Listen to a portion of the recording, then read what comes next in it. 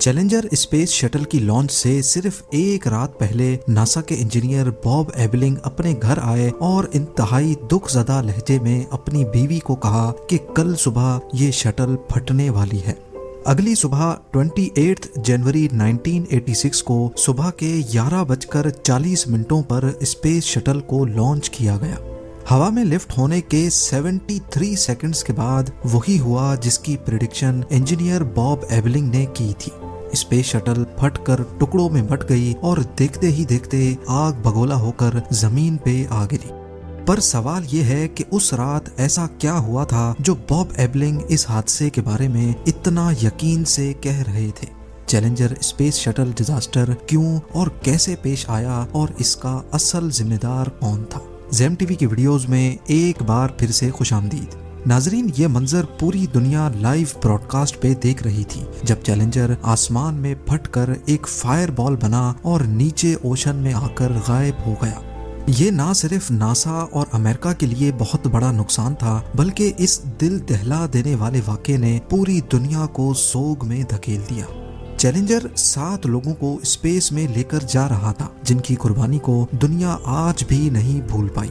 Challenger को असल में 1975 में स्पेस शटल प्रोग्राम की एक टेस्ट सर्विस के लिए बनाया गया था, लेकिन फिर 1979 में चैलेंजर को एक एक्चुअल स्पेस क्राफ्ट में बदल दिया गया। इसको पहली बार 1983 में दुनिया की पहली फ्री स्पेस वॉक के लिए लॉन्च किया गया था।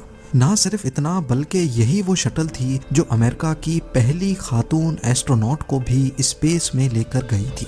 लेकिन इस मिशन में चैलेंजर को पहले से भी ज्यादा अटेंशन मिल रही थी, क्योंकि इसमें एक हिस्ट्री की टीचर भी मौजूद थी। 37 साला Christa McAuliffe US state New Hampshire में एक स्कूल टीचर थी, जिनको नासा की तरफ से स्पेस में जाने के लिए सेलेक्ट किया गया था।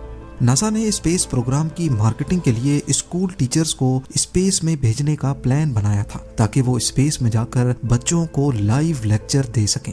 ये जानकर स्कूल के बच्चे बहुत ज्यादा एक्साइटेड थे। यही वजह थी कि मिकॉलफ की इस मिशन पर मौजूदगी पूरे मीडिया को लाइव कवरेज देने पर मजबूर कर रही थी। इसके अलावा नासा ने पहले से इस मिशन की डेट और टाइम अनाउंस कर रखा था और मुख्तलिफ स्कूल्स को चैलेंजर के लॉन्च की लाइव सैटेलाइट फीड भी पहले से दे रखी थी।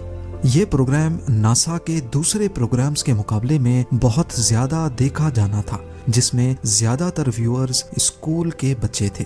यहाँ आपको बताते चलें कि सिर्फ क्रिस्टा मिकॉलफ की मौजूदगी ही इस मिशन को बच्चों के लिए इम्पोर्टेंट नहीं बना रही थी, बल्कि उस वक्त बच्चों के फेमस कैरेक्टर बिग बर्ड को भी स्पेस में लेकर जाने के लिए बात चलाई गई थी। लेकिन आखिरी टाइम पे मिशन कंट्रोल ने उसकी इजाजत नहीं दी।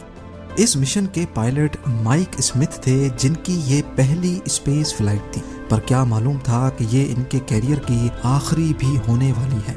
माइक को धमाके से पहले ही पता चल चुका था कि कुछ गड़बड़ जरूर है, और इस बात का अंदाजा तब हुआ जब एक्सप्लोजन से सिर्फ चंद सेकंड पहले जो आवाज रिकॉर्ड हुई वो माइक स्मिथ की थी। ओहो, ये थे उनके आखिरी अल्फाज, और उसके बाद शटल से राब्ता टूट गया। पर सिर्फ पायलट माइक स्मिथ ही नहीं थे जिनको धमाके से पहले ही पता चल चुका था। चैलेंजर की लॉन्च से एक दिन पहले 4 इंजीनियर्स भी ये बात जानते थे। ये इंजीनियर्स नासा के कॉन्ट्रैक्टर मॉर्टन थाइकॉल की तरफ से थे। उन्होंने एक रात पहले ही अपने मैनेजर्स और नासा के ऑफिशियल्स को कहा था, उनको कायल करने की कोशिश की थी कि चैलेंजर के लॉन्च को डिले कर दिया जाए। इंजीनियर की रिकमेंडेशन पर एक मीटिंग भी बुलवाई गई, जिसमें उनका कहना था कि आज से पहले शटल को इतने फ्रीजिंग एटमॉस्फेयर में कभी भी लॉन्च नहीं किया गया। ये एक बहुत ही इम्पोर्टेंट पॉइंट था, क्योंकि शटल के अलग अलग पार्ट्स को आपस में कनेक्ट करते वक्त रबड़ की ओ रिंग्स डाली जाती हैं। ये रबड़ रिंग्स फ्रीजिंग क्लाइमेट में अपनी परफॉर्मेंस कम कर देती हैं। नासा की एडमिनिस्ट्रेशन को ये वजह इतनी अहम नहीं लगी और उन्होंने इंजीनियर्स की रिकमेंडेशन को रद्द कर दिया। इनमें से एक इंजीनियर बॉब एबलिंग जब मीटिंग से फारिग होकर वापस घर गए तो उन्होंने अपनी बीवी को इंतहाई दुख भरे लहजे में कहा, it's going to blow up. इस वाक़ये के बाद बॉब एबलिंग तो रिटायर हो गए, लेकिन कई सालों के बाद उन्होंने एक इंटरव्यू में कहा कि उनके फैसले को रद्द करने की वजह से उनकी एक भी रात परेशानी के बगैर और सुकून से नहीं गुजर पाई। इस हादसे के 20 सालों के बाद भी वो मरते दम तक अपने आप को चैलेंजर डिजास्टर का कसूरवार ठहराते रहे।